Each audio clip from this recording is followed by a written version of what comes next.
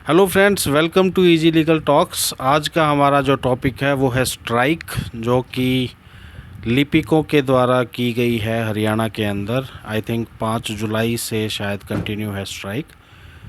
So friends, strike से related पिछले 2-3 हफ्तों के अंदर काफ़ी क्वेरी जो है ऑफिस को रिसीव हुई हैं। जहां तक हो सका उनका स्पेसिफिक रिप्लाई क्वेरी का व्हाट्सएप के थ्रू दिया गया। अब कुछ टॉपिक्स ऐसे हैं उनका बार बार रिप्लाई करना, और दूसरा कुछ कंटेंट ऐसा होता है जहां पर आप एक लाइन में रिप्लाई नहीं कर सकते, क्योंकि कुछ फिर अलग अलग क्वेरीज अराइज होती हैं। तो नंबर ऑफ़ कैंडिडेट्स जो साइमल्टेनियस क्वेरीज होती हैं, तो they are very time consuming. So because of that reason आज का टॉपिक हमने सेलेक्ट किया है वो है स्ट्राइक का, जो हरियाणा में क्लर्क्स के द्वारा स्ट्राइक की जा रही है।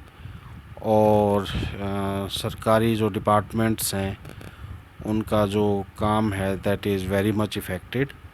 और एसेंशियल सर्विसेज की मेंटेनेबिलिटी का क्या स्टेटस है, ये अभी तक गवर्नमेंट ने कोई ऐसी प्रॉब्लम के बारे में डिस्कस नहीं किया है, या कोई ऐसी किसी भी पब्लिक प्लेटफॉर्म के ऊपर कोई किसी तरीके की बात इस बारे में नहीं रखी गई है कि कितना काम इफ़ेक्ट हुआ है। अब इंटरनल जो सिस्टम है एडमिनिस्ट्रेशन का, जनरल एडमिनिस्ट्रेशन के थ्रू जो रिपोर्ट्स हैं वो पहले भी मंगाई जा रही थी, वो अब भी मंगाई जा रही हैं।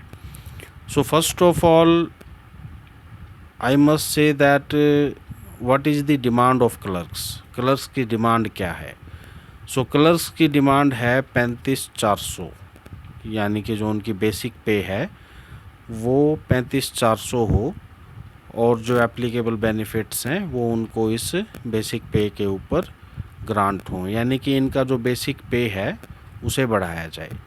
अब ये फिगर 35,400 ही क्यों डिमांड की जा रही है, इसके पीछे there are number of reasons, जो कि अलग अलग संगठन हैं, जो अलग अलग पदाधिकारी हैं अलग अलग संगठनों के, उनके द्वारा जो स्टेटमेंट्स हैं, जो कंपैरेटिव डाटा जो दिया जा रहा है, जिसके बेसिस के ऊपर वो अपनी डिमांड को जेन्युइन जो है वो बता रहे हैं। So obviously I also support the demand. Whether ये 35,400 की डिमांड का सपोर्ट है या किसी जेन्युइन एक बेसिक पे, इट मे बी अराउंड 26,500, 27,500। सो किसी भी रेंज के अंदर कहीं पर भी अगर एक पीसफुल सेटलमेंट होती है जहां पर कि दोनों ही पक्ष जो हैं वो सेटिस्फाई हों, क्लर्क्स की डिमांड की भी एक जेन्युइननेस का जो एलिमेंट वहाँ समाहित है, उसे देखते हुए इस डिमांड के ऊपर गौर करना, कार्य समीक्षा करना, और जो क्लर्क्स की डिमांड है उनको तवज्जो देना, उनके ऊपर ध्यान देना, that is very much necessary. अब दूसरी बात ये आ जाती है कि demand okay that's genuine and there are democratic way of expressing your requirements, making your demands, whether or not you are a public employee, you are a public servant, or you are a government employee. Even in the private sectors, even in the cases of the workmen and the other private employees, there are provisions of law which are to be followed for making such demands. कुछ law के प्रावधान हैं, कुछ law के provisions हैं। अब फ़िलहाल जो हमारा केस है, जो क्लर्क्स का केस है, वहाँ पर लिपिकों के केस के अंदर जो हरियाणा सिविल सर्विसेज रूल्स हैं 2016 के, उसके अंदर जो कंडक्ट रूल्स हैं उसके अकॉर्डिंग इस तरीके की एक्टिविटीज़ के अंदर किसी भी एम्प्लॉय का पार्टिसिपेशन करना, that is barred under the provisions of law. So obviously ऐसी कोई एक्टिविटी होगी तो गवर्नमेंट को as per provisions of law सारे एक्शंस जो हैं वो लेने पड़ेंगे।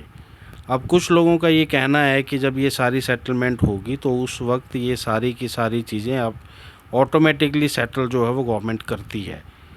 देखिए, गवर्नमेंट एम्प्लॉय का एक रिलेशन है, गवर्नमेंट भी जो चलती है वो भी according to provisions of law चलती है। कोई भी आपकी डिमांड है दैट शुड बी जेन्युइन, कोई भी आपका एक्शन है that should not be groundless, there should be some reasons for your action. तो एक डेमोक्रेटिक वे के अंदर जिस तरीके से ज्ञापन वगैरह देते हुए इस स्टेज तक ये सारा आंदोलन जो पहुंचा है, देखिए, फर्स्ट ऑफ ऑल किसी आंदोलन को जनरेट करना that is not a small thing.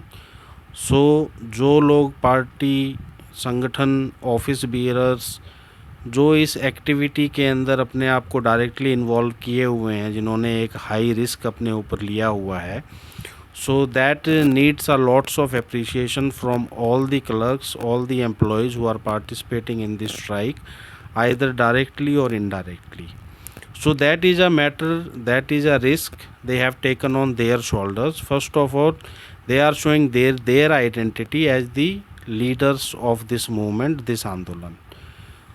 लेकिन जो डायरेक्ट इन्वॉल्वमेंट है किसी की भी, उसके साथ में लीगल प्रोविजंस के अकॉर्डिंग एक मूवमेंट को, एक आंदोलन को मूव फॉरवर्ड करना। देखिए, आंदोलन को खड़ा करना, उसको चलाना, डिमांड्स को उनकी मंजिल तक पहुंचाना, that is not a small thing. ये हमेशा एक दो धारी तलवार है। एक तरफ एम्प्लॉयज़ की आस आपके साथ है, दूसरा आपको कुछ ऐसी एक्टिविटीज़ के अंदर एम्प्लॉयज़ को एंगेज नहीं करना है जहां पर कल को अगर स्थितियां बिगड़ने की स्थिति के अंदर इस तरीके की सिचुएशन पैदा हो कि कुछ एम्प्लॉय जो है वो आपकी वजह से सफ़र कर जाएं और वो इरिपेबल लॉस और इंजरी जो है वो उनकी सर्विस की टर्मिनेशन के तौर के ऊपर जो है ये चीज़ें इस तरीके से आगे ना बढ़ें, किसी एम्प्लॉय का नुकसान हो। सो इसलिए एक जेन्युइन तरीके से आंदोलन को आगे बढ़ाना वो भी एक बहुत बड़ी आवश्यकता है इस समय की। कुछ लोग जो पिछली 3 मीटिंग्स हुई हैं, जिस तरीके से डेवलपमेंट हुई हैं, एक जो बात आई है कि गवर्नमेंट 21,700 के ऊपर कुछ बात कर रही है कि ओके, एक स्टेप लेवल, एक अप लेवल आपको ग्रांट हो सकता है। सो वहाँ पर इस चीज़ को इस तरीके से कहना कि ये जीत की तरफ कदम है, तो जीत की तरफ कदम नहीं, ये जीत की तरफ बढ़ते हुए कदमों की स्पीड बता रही है कि किस स्पीड से गवर्नमेंट जो है वो कदम बढ़ा रही है। क्योंकि गवर्नमेंट का ये मानना है कि 35,400 की जो डिमांड है एम्प्लॉयज़ की, that is on very higher side. लेकिन गवर्नमेंट ने भी अगर कुछ प्रपोजल रखा है तो that is also on a very lower side. It should be at a some intermediate level. It should be around 25,600 और 27,500, 27,500, 26,500, इस तरीके का एक जो लेवल है वो टॉक्स का होना चाहिए। सो ये जीत की तरफ बढ़ते हुए कदम नहीं है। दूसरा, जो गवर्नमेंट एक्शन के अंदर आई है, जो सीएस ने, जो एक सीएस की लेटर जो आप लोगों के साथ शेयर हुई है अलग अलग ग्रुप्स के अंदर, जहां एक डाटा मंगाया गया है एम्प्लॉयज़ का ऑन स्ट्राइक के ऊपर विद इन 3 आवर्स। तो ये एक्टिविटीज़ जो इंटरनल एक्टिविटीज़ हैं जनरल एडमिनिस्ट्रेशन की, ये ऑब्वियसली जब स्ट्राइक शुरू हुई थी तभी से ये चीज़ शुरू हो चुकी थी गवर्नमेंट की तरफ से। अब मेरा जो एक पर्सनल व्यू है, जो अब तक मैंने स्ट्राइक को वॉच किया है और जिस तरीके से डेवलपमेंट हुई हैं टॉक्स की, वहाँ पर मेरा पर्सनल मानना ये है कि अपने आप को सामने वाले के शिकंजे में पहले आप अपने आप को फंसा दें और उसके बाद आप ये डिमांड करें या ये एक्सपेक्टेशंस करें कि आपके जिस लेवल के ऊपर आप टॉक्स चाहते हैं और जिस लेवल की आप अनाउंसमेंट चाहते हैं वहाँ जेन्युइन टॉक्स हों। तो ऑब्वियसली प्रेशर गवर्नमेंट के ऊपर क्या प्रेशर होगा, एम्प्लॉय के ऊपर क्या प्रेशर रहेगा, ये सारी चीज़ें आगे इस बात को तय करने वाली हैं। तो फ़िलहाल जैसा कि मैंने आपको कहा कि जिन लोगों ने इस मूवमेंट को खड़ा किया है, जो आगे इसको कैरी फॉरवर्ड कर रहे हैं, वहाँ पर लीगल प्रोविज़न्स को ध्यान में रख कर चलना, क्योंकि स्ट्राइक जो है as per law, as per provisions of the service conduct rules, a strike is not permissible. It is an illegal activity by an employee. You cannot make the state stand still for making your genuine or ungenuine demands before the government. There are other, देखिए, strike के अंदर आप state को hijack नहीं कर सकते, law इस चीज़ को प्रोहिबिट करता है।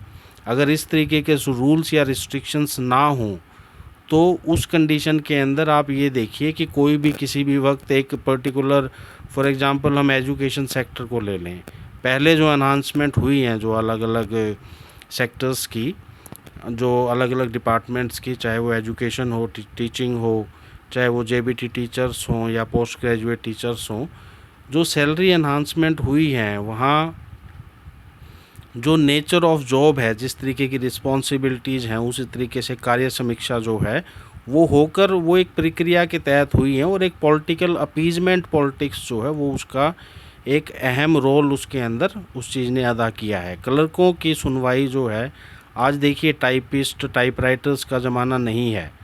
पहले एक स्टेनो होता था, एक हायर सुपरवाइज़र अथॉरिटी होती थी जो कि लेटर्स डिक्टेशन इस तरीके की सारी एक्टिविटीज़ होती थी। क्लर्क का काम हो के उस टाइम पे डायरी डिस्पैच का और जो लिमिटेड एक्टिविटीज़ हैं उनके अंदर रहता था। लेकिन आज के समय के अंदर एडवांसमेंट के साथ, जहां हर एक जो आपका एम्प्लॉई है, जो क्लर्क है, वो कंप्यूटर ऑपरेट करता है, कि उसके अंदर जो एप्लीकेशंस हैं उसके अंदर डाटा को डील करता है, जो अदर जो उसकी ड्यूटीज़ हैं, जो ऑफिसर्स हैं, उन ऑफिसर्स ने जो अलग अलग उनकी ड्यूटीज़ ना होने के बावजूद भी जिस तरीके के वर्क्स जो हैं, जिस तरीके की जो ऑफिस के अंदर जो ड्यूटीज़ हैं वहाँ उनको इन्वॉल्व रखा जाता है। तो ऑब्वियसली एक जेन्युइन डिमांड जो है वो क्लर्क्स कार्य समीक्षा की अपनी जो है वो कर रहे हैं।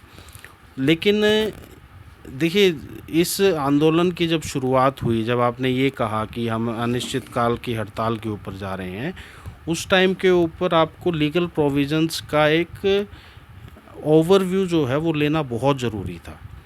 क्योंकि मूवमेंट किस तरीके से आगे बढ़ेगी, लीगल प्रोविज़न्स, कोर्ट की क्या इंटरफेरेंस रहेगी, सिर्फ यही मानना हो कि कल को सारी चीज़ें सेटल हो जाएंगी तो ये भी वापस हो जाएगा, वो भी वापस हो जाएगा, इस तरीके का जो बिलीफ रखते हैं उनके लिए that is a judgement G Balagopalan versus state of Kerala, 2 फरवरी 2021 की जजमेंट है, जो 2019 के अंदर भारत बंद की जो 2 दिन की स्ट्राइक हुई थी उससे रिलेटेड ये जजमेंट है। केरला गवर्नमेंट ने जो स्ट्राइक के पीरियड के 2 दिनों की जो सैलरी जो ग्रांट करनी थी एम्प्लॉयज़ को, उससे रिलेटेड जजमेंट है। एक पब्लिक इंटरेस्ट लिटिगेशन जो है वो फाइल हुई थी केरला हाई कोर्ट के अंदर, और वहाँ पर कोर्ट ने अलग अलग एस्पेक्ट जो हैं स्ट्राइक के, सुप्रीम कोर्ट की भी जो प्रीवियस जजमेंट है स्ट्राइक के ऊपर, एम्प्लॉय का क्या राइट है, किस तरीके से स्ट्राइक एक्टिविटीज़, एम्प्लॉयज़ कितनी कैटेगरीज़ के होते हैं स्ट्राइक के अंदर। देखिए, स्ट्राइक जो कॉल करता है, कुछ तो संगठन के पदाधिकारी होते हैं, एक तो डायरेक्टली उनकी इन्वॉल्वमेंट होती है, they are the first kind of employees who call the strike. Second type of employees are who support directly or indirectly, who support the strike, who manage the activities of strike, who intimidate others to join the strike, who influence the others to join the strike। और third type के employees होते हैं जिनको यही नहीं पता होता कि हमें स्ट्राइक ज्वाइन करनी है, नहीं करनी है, हमें क्या करना है। उनके लिए स्ट्राइक एक तरीके का ऑफ है, राइट। तो ये जो 3 कैटेगरी ऑफ एम्प्लॉयज़ हैं, इनके अंदर जो थर्ड कैटेगरी ऑफ एम्प्लॉय हैं वो है 90% के करीब। हर कोई भी स्ट्राइक हो इंडिया के अंदर, किसान आंदोलन था वो एक अलग चीज़ थी, वहाँ पर एम्प्लॉयज़ वर नॉट इन्वॉल्व। जहाँ हम एम्प्लॉय स्ट्राइक की बात कर रहे हैं वहाँ पर ये जो थर्ड कैटेगरी ऑफ एम्प्लॉयज़ हैं ये अबाउट 90% होते हैं, जिनको ये नहीं पता होता कि हमें स्ट्राइक को ज्वाइन कैसे करना है, how we can join this strike, हमें स्ट्राइक को ज्वाइन करना भी है या नहीं करना है। अब जिन लोगों ने स्ट्राइक कॉल की उनको सबसे पहले अपना पूरा मेथोडोलॉजी जो है स्ट्राइक की, वो आउटलाइन, उसका ब्लूप्रिंट जो है दैट वाज रिक्वायर्ड कि व्हाट आर, और वो तभी पॉसिबल है जब आपको लॉ की प्रोविजंस की, सर्विस रूल्स की, ड्यूटीज़ की, रिस्पॉन्सिबिलिटीज़ की, राइट्स की, सारी चीज़ों को दायरे में रखते हुए जब आप अपनी नीति को निर्धारित करते हैं।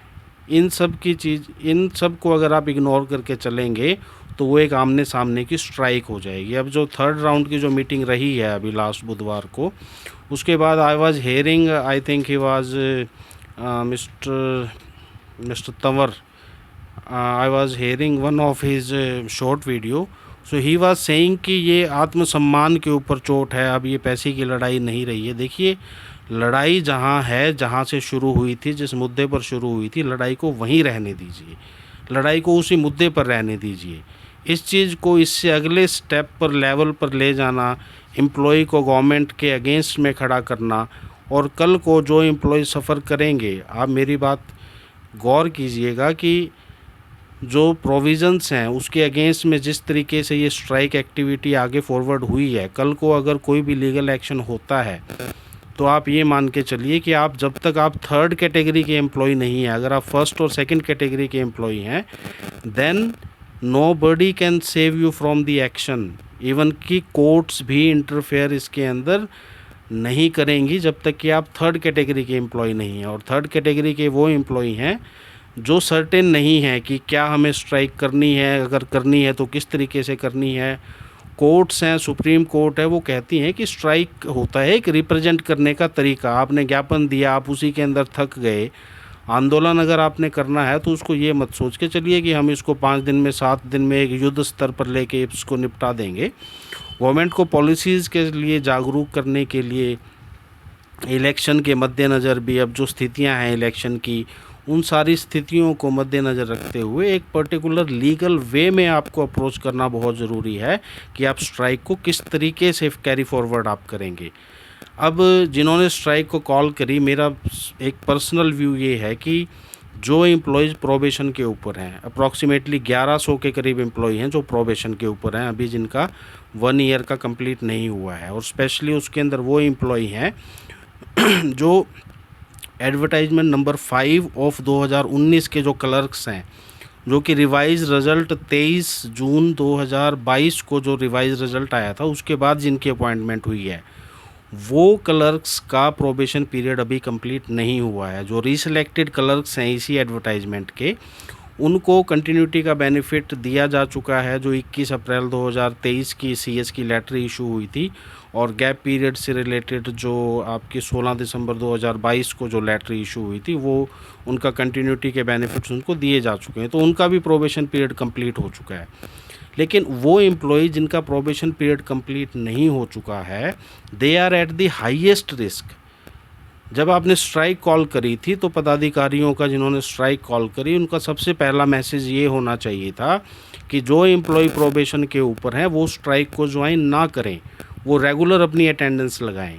आप एक आर्म बैज जो है वो किसी भी तरीके का, वो चीज़ आप बनवा सकते हैं, अपनी आर्म में पहन सकते हैं। आप उनको ये कह सकते हैं कि ऑफिस में बैठे बैठे भी आप जो है इनडायरेक्टली जो है you can become the part of strike. आप बैच पहनिए, दैट वी डिमांड 35-400। तो इस तरीके से उनके ऊपर कोई रिस्क नहीं रहता। अदरवाइज़ क्या है, एक वो एम्प्लॉय जो प्रोबेशन कंप्लीट कर चुका है, एक तो वो स्ट्राइक पे बैठा है, और एक जिसका प्रोबेशन कंप्लीट नहीं हुआ है। तो रूल्स ये कहते हैं कि जो प्रोबेशन के ऊपर बैठा है उसको प्रॉपर शो कॉज नोटिस जो है वो इशू होगा। मेजर मिसकंडक्ट है या माइनर मिसकंडक्ट है, उसके हिसाब से उसको पनिशमेंट जो है वो दी जाएगी। अब वो पनिशमेंट हो सकती है एम्प्लॉय का कोई इंक्रीमेंट रोक दिया, 1 इंक्रीमेंट रोक दिया, 2 इंक्रीमेंट रोक गए, इस तरीके की minor punishments according to the activity जिसके अंदर वो एम्प्लॉय इन्वॉल्व रहा है स्ट्राइक के दौरान, उसको वो पनिशमेंट मिलेगी। लेकिन जो प्रोबेशन के ऊपर है जो एम्प्लॉय, उसके लिए तो डायरेक्ट पनिशमेंट है, just get shut out from the service.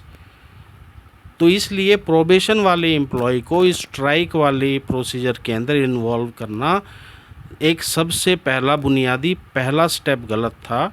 मेरा पर्सनल ये व्यू है, क्योंकि अब अगर आप ये मान के चलें कि ओके कल को सारी चीज़ें सॉल्व होंगी तो ये सारे मुद्दे भी सॉल्व हो जाएंगे, किसी के खिलाफ़ कोई एक्शन नहीं लिया जाएगा, ऑब्वियसली दैट इज़ वेलकम। लेकिन आप जिन चीज़ों को जीत का कदम बता रहे हैं, आप उनको ये तो देख के चलिए कि एक स्टेट के अंदर 5 जुलाई से अब तक आप स्ट्राइक के ऊपर हैं, कितनी मूवमेंट्स हुई हैं टॉक की, किस लेवल के ऊपर टॉक्स आई हैं। 21,700 गवर्नमेंट प्रपोज कर रही है, 35,400 आपकी डिमांड है। 26-27 की रेंज तक आप आएंगे भी या नहीं आ पाएंगे, और आएंगे तो उसको कितना समय लगेगा, तब तक क्या स्ट्राइक कंटिन्यू रहेगी। अब अगर बुधवार की भी बात को अगर लेके चले तो क्या ये स्टेप अच्छा नहीं है कि ये जो पदाधिकारी हैं, ये जो संगठन है, ये जो इसको लीड कर रहे हैं, जो सारी मेहनत कर रहे हैं, अगर किसी एम्प्लॉय का नुकसान होता है तो कोई आपकी मेहनत को नहीं देख पाएगा, वो इस चीज़ को देख पाएगा कि जिन्होंने मूवमेंट को लीड किया उनकी वजह से कितना एम्प्लॉयज़ का कितना नुकसान हुआ। सिर्फ इस चीज़ के ऊपर रहना कि नहीं इलेक्शन का ईयर है और गवर्नमेंट प्रेशर में आ जाएगी। देखिए एक बजट होता है, आप एम्प्लॉय की जो सैलरी है एक स्टेट के अंदर, I think 90% of the indirect tax collection जो एक स्टेट की होती हैं, वो उसका 90% जो बजट है वो एम्प्लॉयज़ की सैलरी इक्वल एक्सपेंसेस होता है आपका एक स्टेट के अंदर। तो बजट्स को दूसरी जगह से लाना, डेवलपमेंट एक्टिविटीज़ को हॉल्ट करना, एक फाइनेंशियल बर्डन स्टेट के ऊपर आना, टैक्स कलेक्शन कहाँ पर बढ़ पाएगा उन नीतियों के ऊपर काम करना, ये बहुत finance department and other departments, all these things are involve in this. और दूसरी बड़ी बात है कि जो सिमिलर जिनकी ड्यूटीज़ हैं और जो इस बेसिक पे के ऊपर जो अलग अदर डिपार्टमेंट्स हैं या पुलिस डिपार्टमेंट्स हैं, वो लोग जो काम कर रहे हैं उनकी भी डिमांड रहेगी। तो गवर्नमेंट इस सेटलमेंट के अंदर इस तरीके के जो सारी डिमांड्स हैं उनको सेटल करना चाहती है। That is why government is on the lower side. लेकिन जो वर्क होल्ड करने की वजह से गवर्नमेंट आपको ये कह रही है कि आप वर्क ज्वाइन कीजिए, राइट। देखिए, आपने प्रोटेस्ट करना है, प्रोटेस्ट आपकी जो जैसी आपकी सिचुएशंस हैं, जो आपने प्रोविजंस मेंटेन किए हुए हैं स्ट्राइक से रिलेटेड, जो आपने फैसिलिटीज़ जो डेवलप की हैं, वहाँ उन चीज़ों को आप मैनेज कीजिए। लेकिन जो प्रोबेशन वाले एम्प्लॉयज़ हैं या फिर जो एम्प्लॉयज़ हैं उनको आप ऑफिस आवर्स के बाद वहाँ 2 घंटे ज्वाइन करवाइए, ऑफिस आवर्स से पहले उनको आप 2 घंटे ज्वाइन करवाइए। इसको एक मूवमेंट बनाइए, इसको एक वॉर मत बनाइए कि हाँ हम इस तरीके से बढ़ें कि आज से 10 दिन बाद 15 दिन बाद कहीं पर लाठी डंडे चल रहे हैं, कहीं पर कोई किसी का रास्ता रोक रहा है, कहीं पर नारेबाजी हो रही है, गवर्नमेंट के अगेंस्ट हो रही है।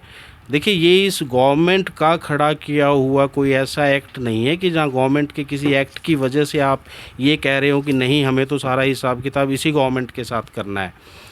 अगर सौहार्दपूर्ण वातावरण के अंदर मीटिंग हो रही है और गवर्नमेंट आपको अगर कह रही है कि अपने वर्क को ज्वाइन कीजिए, अगर आप पार्शियल स्ट्राइक को लेके अगर इन एक्टिविटीज़ को आगे बढ़ाते हैं, कुछ भूख हड़ताल की जो एक्टिविटीज़ हैं उनको अगर आप एक फेज्ड मैनर के अंदर आगे बढ़ाते हैं, तो ऑब्वियसली वो गवर्नमेंट के ऊपर एक मोरल प्रेशर रहेगा। और आपको पता है कि जो directive principles of state policy हैं जो हमारे कॉन्स्टिट्यूशन के अंदर, वहाँ पर डायरेक्टिव प्रिंसिपल्स की जो एनफोर्समेंट है वो हमेशा पब्लिक ओपिनियन के ऊपर रहती है। तो government can not shut down it's years, right. लेकिन एक तरीके से सीधा यही डिमांड करना कि हाँ 35,400 की ही डिमांड है, उससे तो हमें कहीं पे फ्लेक्सिबल होना ही नहीं है।